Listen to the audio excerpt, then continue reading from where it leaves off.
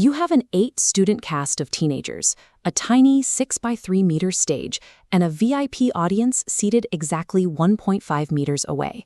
And you have exactly 0 microphones to rely on.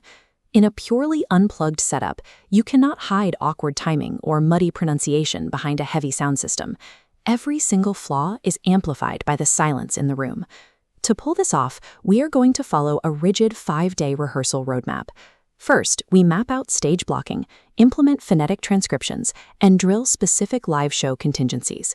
Stripping away the technology forces these students to rely on eye contact and their natural voices.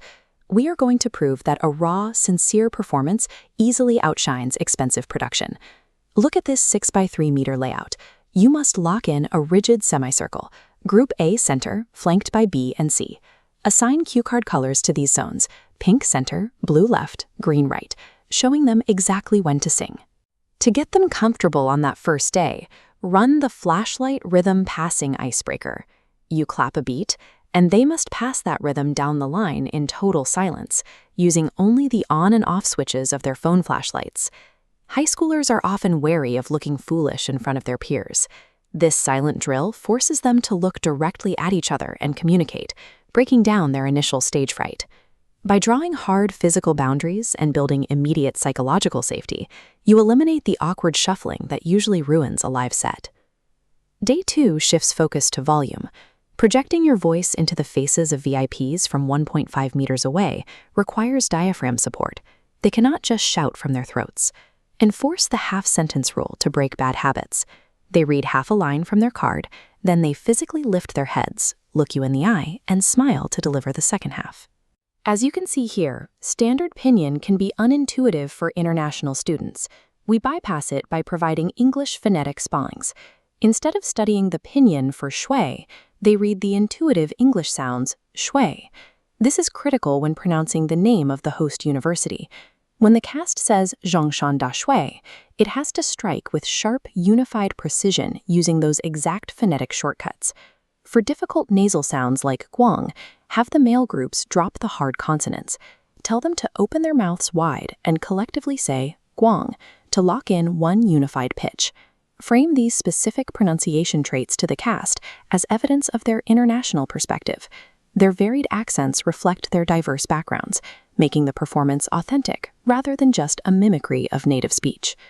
Day 4 introduces the central visual effect. The auditory trigger is the phrase 把未来点亮. The center girls must stretch out that final syllable so the rest of the cast knows exactly when to react. On that cue, they hit their flashlights. They must keep elbows bent and hold the phones completely flat against the chest for upward reflection. Drill this hard. The light points straight up at the ceiling, never forward. Blinding a row of professors at point-blank range is a critical failure. While the center sings, the non-singing groups need a designated focal point.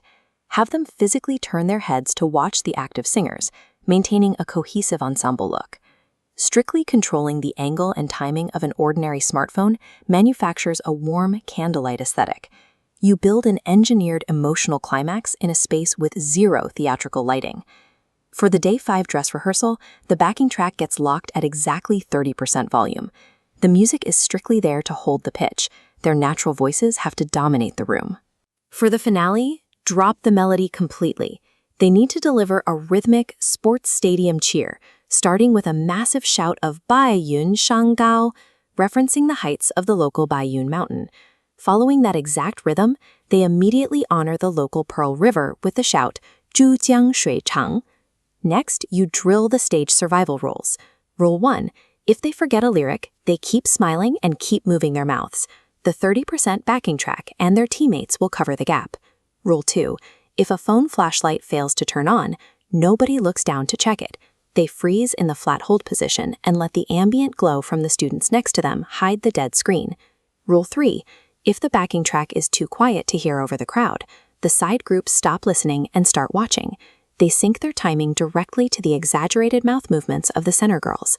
Equipping teenagers with specific contingency plans removes the panic. They know exactly how to handle a dead screen or forgotten line, ensuring the performance remains resilient despite technical errors. The direction doesn't end on the final bow. For the immediate post-show photo op, teach the teenage boys to smoothly step back, opening the center space for the visiting professors and female students. As they exit the stage, have every student capitalize on that 1.5-meter distance. They look directly into the eyes of the faculty and deliver a specific Putonga phrase, 谢谢老师, 您辛苦了, thanking them for their hard work. To execute this exact performance, download the complete bilingual rehearsal manual. It includes the printable cue card templates, translated lyrics, and the full phonetic breakdowns. This structured 5-day plan ensures that even with a short timeline, a group of international students can deliver a polished and sincere tribute to their hosts.